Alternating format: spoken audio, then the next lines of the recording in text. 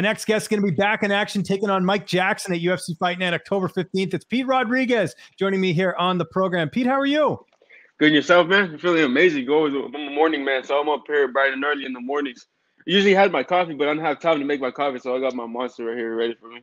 There we go. I was going to say, am I getting you not caffeinated? But it sounds like you are, which is good, man. Yeah. Well, what's an early morning for you? I'm just curious, as a fighter. I know every fighter is different when it comes to their routine. What time do you normally get up? I usually get up like around 8. And then I usually juice. Like I barely started juicing and stuff, so I'll go ahead and make my juice and stuff. It gives me a lot of energy. Like I usually like juice celery, and surprisingly, like now it gives me a lot of energy. I like just like celery, cucumber, carrots, lemon, apple, and I just do that, and then I'll fast, and then after that I'll go for a run, and then after that I'll start my then I'll have lunch and stuff like that. But I'm actually after this interview I'm gonna be headed out to practice, so this Awesome. is a good start to my morning. Awesome. And don't want to make you late for practice. So I won't keep you too long. But when did you find out about this fight? It looked like you got a full camp. Oh yeah, I can't tell you like the exact date, but we knew about it months ago, and that's great. That's not like a last minute thing how it was my last fight, but just having a camp that you know about, that you feel confident about, it just gives you that much more confidence. Be like, oh, cool, we have this much time to get ready.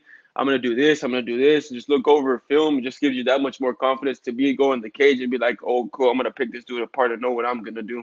When you get to have the fight go your way, it just makes it that much more like amazing. And I mean, it's a whole fighting game anyways, but just to go in there and know what you're going to do is amazing. Yeah, not a lot better circumstances than the last Sure. time. Was this the right amount of time off in between fights, or were you trying to fight a little bit sooner? Well, I was trying to fight a little bit sooner. I had like a little slight injury right after. And then I had found out that he had an injury, so it prolonged things. But I got a little bit frustrated when I knew it kind of they set things longer and longer. But I just knew it was for the better. Where I had this much time to get ready and this much time to sharpen my skills. You're just so anxious to after losing that first fight. It's like damn, like it honestly sucks. Like nobody says losing fucking is good, but it sucks. So having just being anxious to get back in that ring to show everybody, hey, this is what I can do. I want to show the world this is what I can do. Like, and I didn't get to have that in the first fight, so this fight is like my comeback. I'm saying like I'm back from the dead. Like this is me now. Like you thought I was gone, but I'm right back where everyone thought I wasn't gonna be, and I'm right here to say like what's up. I love it. That's great, man. What did you learn the most from that UFC debut? I mean, you got it out of the way. You fought a really tough opponent. Like, there's got to be a lot of positives you can take out of that as well. Oh yeah, for sure. I mean, the crowd wasn't too much of a big deal for me because like I go in there to fight either way. I go in Yeah. there to fight, and so I think it was for me like just I didn't really feel like oh this is UFC, like this is a whole thing until I got to the arena but when I played, you know how you have your walkout song, Mhm. I wasn't even paying attention to the crowd. I was just my walkout song, and I was over there. I was just I was in full focus, so I wasn't really too worried about the crowd. It's just I feel like same about the game plan and stuff like that. When you have a game plan and you can go ahead and you have months in advance to train, it really wasn't like that this fight because this is the first fight that I ever took on a short notice. It was like, damn, cool. We only have a week to get ready. So I mean, just from the whole thing itself, I mean, it was a great experience. Like obviously you fight, and this is your dream. But obviously it's at a next level. So you're like, damn, okay, this is what I need to do this time because this is already at the level and there ain't no games no more. Like this is you're literally fighting for like your life or your career and your family and everything that you dream for. So it's like, damn, okay, now it's even this much more serious because when you're at the like obviously you're pro, but it comes with different levels and stuff like that. So you're you might have to work this much harder because when I got to UFC, they helped me up so much with my weight cut and this and this, and it's like they prepare you for this. So it's not like any other organization where you have to do it by yourself or whatever. Like when you get to UFC, like everything you have to be here at a certain time. It's super organized, but no other organizations are really not. It's just crazy. Like when you actually get to see it for yourself. How do you prep for a Mike Jackson? And the reason I mention that is, we saw him fight earlier this year. It ended prematurely, and he hasn't fought that much. Like we know what type of style he's going to bring to the table, but how have you and your coaches prepped for Mike Jackson?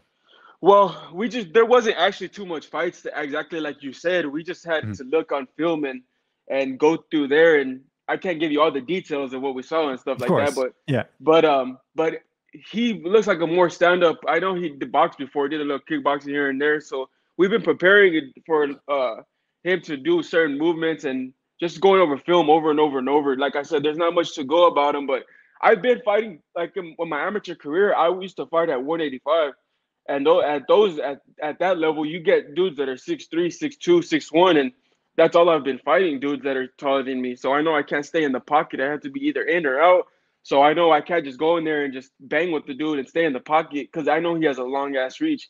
So we had to be in there, move my feet, get in there, in and out, and I can't stay in the pocket with these dudes because obviously they have the reach advantage. But it's nothing that's new to me. I mean, I'm used to it. I mean, it's like I said, at 185, I'm fighting dudes that I'm just over like David and Goliath. So, but at 175, there's a lot more people at my size, and I feel comfortable at 175. I'm a lot faster, a lot stronger.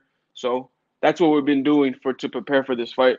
Is there any bad blood going into this fight? It doesn't look like it because I know Mike, I know with Dean Barry, there was a lot back and forth on social media. And if you kind of look at Mike's Twitter feed, he's always kind of getting into it. It seems like things are pretty peaceful heading into the fight. Is that true?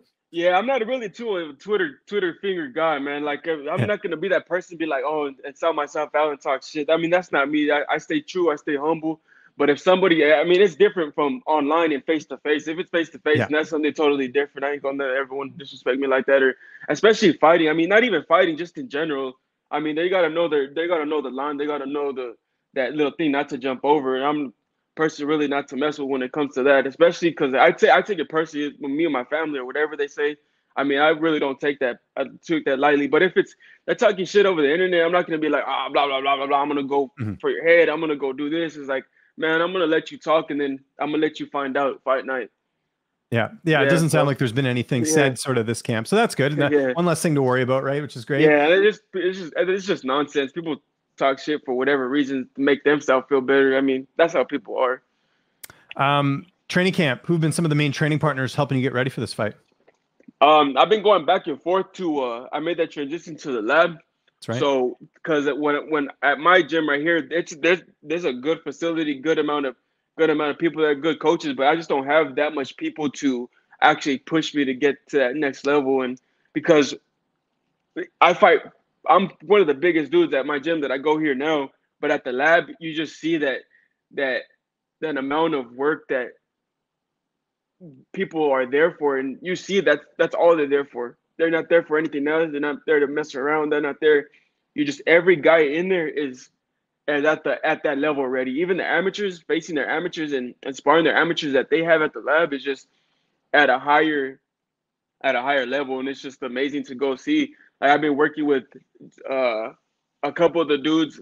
I'm not too familiar with all the names. I'm horrible at names. Oh, but yeah, it's not. Your job's to just train and stuff, not to do roll call. I'm sorry. I don't know the names. But yeah, they work out you one-on-one, and John there is just an amazing coach, and he's there for you. And he'll see something. It's crazy how there's 30, 40, 50 guys on the mat, and he's just coaching everybody individually, and he'll come up to you and tell you what you're doing wrong, or do this a little bit this way, and do it. It's just crazy how he has that much focus in every single of his fighters, and not just to have his favorites and stuff like that. So he just sees the whole room, and we go and we do their thing. We're working a lot on my wrestling and stuff like that, my jiu-jitsu. So I started doing jiu-jitsu when I was little. But then I kind of fell back because I was always doing football and baseball.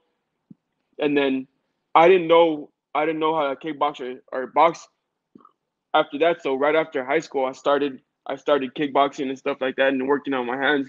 So now I'm going back to I'm going back to wrestling and stuff like that to all connect it into one. Some of the names that kind of come to mind and sort of around your weight, there's Jakar Close, there's Benson Henderson. Do you get to work with any of those guys? You work with any of the UFC guys that are at the lab? Yeah, for sure. It's not just that it's not like I'm segregated. Those dudes helped me tremendously. I recently just sparred Jakar Close like for the first time, and it's at that, like I said, at that level. It's like that, and they're not in there to try to kill you. They're actually trying to help you. Yeah, they're trying to help me, and so I don't take that personal. If I get hit with a little punch, I'm like, I'm gonna. Because a lot of people are like that. They get upset because they get hit. But yeah, Jakar Close and Benson Henderson, he tells me everything. Like, he'll stop and, hey, do this. Or he'll at the end of the fight, or when we're done sparring, he'll like, hey, do this. Or don't have so much of a square, or do this. Like, everybody helps me out tremendously. And it's crazy how everybody has their own type of style. And you can take it and use it as your own, or you could just take it advice and throw it away. But I like to, I'm a sponge. I like to hear everything that he says and has to do. So them just having that just saying I could be able to train with them is just there's so much. Like I'm so grateful, and just to say I'm grateful, it runs a lot to me. Like it runs miles and miles and miles. Your corner, I imagine John Crouch will be in there. Who else is going to be in the cage with you that night? John Crouch, Bernie Arenas, and I'm trying to figure out who's going to be the next one right here. So we got 5 more weeks, I believe. Yeah, so, we got some time. Yeah. So the training part's easy. It's just the diet. It's diet. But the diet I believe is the best going on to this fight. It's good. The best. It's the best one. Yeah. Yeah. Everything on track with the weight cut? Yeah, everything's on track. Yeah, I've been feeling great. I've been feeling amazing. So yeah, once you get down to that weight, you feel like your cardio is so much more advanced and stuff like that. So. But I feel like I don't know. I never fought at the Apex before, so I wonder how it's not going to be no difference. It's not going to be no difference. Smaller cage. That's the only thing. Yeah. So. Is it a smaller cage? It is. Yeah, it's a smaller cage than like T-Mobile or something like that. So there you go. Yeah, you learn something every day. I didn't know that. Thank you, man. Yeah. Yeah. So there you go. Which it leads to more knockouts. I think there's been like a statistic on that because guys can't sort of move around as much, right? Yeah. Yeah. So there you go. On that note, how do you see the fight playing out on October 15th? What do you think, man? Well, you signed the contract. I don't think you're signing to lose a fight. I know you feel like you're going to win, but what can we expect? How do you see it playing out? I never go into my fights as a rush. Like even if I do get him, good, because even if I do get him and I stumble him, I learned that through not my first fight, my second fight, amateur. I was just in there, and that dude had a lot more experience than me. I guess he was a veteran, he was a Marine, and he had a couple more fights for me. And then that was my second fight, but it was early in the first round too. I had knocked him down with the clean cut. Boom, he fell down. And I just got too excited, like all the adrenaline, you get too excited. And then he got up, and then for a minute later, I hit him again. And then I had just exploded all my energy in that first round. And then the second and third round came. So I was like, I couldn't even breathe. And to be able to not breathe and still get hit is pretty much a big issue. But I'm gonna take my time. I'm gonna go in there. I'm gonna work my skills. Again, nobody ever always thinks I'm a stand-up dude, but I got a lot of ground game work to show as well. Like it's not always just I'm gonna try to knock this dude out. So if I do get taken down, I'm totally comfortable, and my abilities to get back up or even to go in the ground with them, or just nobody knows it because they never seen it. Everybody thinks, I'm just a knockout dude. But they'll see if that does happen. They'll see that Saturday night. We've talked all about fighting, man. What are some of your hobbies outside of fighting? I don't know if you're a video game guy or you watch Netflix or you like going for hikes. I know hiking's big in Arizona. Yeah, I just went to Mount Lemmon yesterday with my girl. We went to go out there to Mount Lemmon and just go for a hike and just smoke a little bit and just enjoy the nature. Just to go. I like doing it because it just grounds you. It just grounds you to take you away from everything else. And I really don't worry about anything else when I'm out hiking or stuff like that. Yeah, so we just recently got a new house, so I just me and my girl been decorating it like Halloween style. I don't know if you can see I can a little bit. Yeah, it looks good, floating candles, and then we got some lights up in the back and everything like that. So it's just stuff with my family I like doing. I just go to my mom's house and just go visiting them on the weekends whenever I can. I don't have that much time during the week, so whenever I get time spending with my family, I go out with them or take my dogs out. I got a little Frenchie right here and a little boxer, so. Yeah, I just go like spending time with my family, man. That's awesome. And making time for interviews, Pete. I really appreciate this, man. No, thank you. Where are you from? Vancouver, Canada. I'm not actually that far away from you, flight-wise. I think it's only like an hour and a half or something. So. How's the weather out there right now? Weather's not bad. Yeah, it's getting a little bit colder because it's fall. We have we get a lot of rain here, so it's very moderate temperatures, but not as hot as the desert in Arizona because I've been there before. That can get pretty hot. Oh, but, yeah, because we're near the ocean, so we get that. We don't get the humidity, which is great. So, especially, how is the elevation there? I don't think it's that higher. No, not super high. Not where I live, but obviously, if you go into the mountains, like in Whistler, it's obviously a lot bigger. So, but yeah, it's nice over here. I'd compare it just whatever you think of Seattle. That's pretty much what it is here. Same weather. Yeah. So there you go. Oh, that's cool. I've been to Seattle once. I've been to Seattle and Washington. I've been on that side of town a lot. I have a lot of family everywhere, so I'm always traveling back and forth. I have North Carolina, California, Vegas, Texas. So I'm always back and forth. Before we get out of here, if you got any sponsors you want to plug or any social media where people can follow you that you want to mention, I'll give you the last word here, man. My social media is deadgame.mma, so go follow that if you haven't. If you don't know, now you know. But I'm still working on my sponsorships right now. I just barely got them started, so I'm actually connecting with a bunch right now. So I shout that out on my media, like I said, at deadgame.mma. I got Platinum Rollers. Shouts out to them. AZ Frenchie Factory, and we got AZ Bullies 44. So those are just the three ones, but we're working on a lot more right now.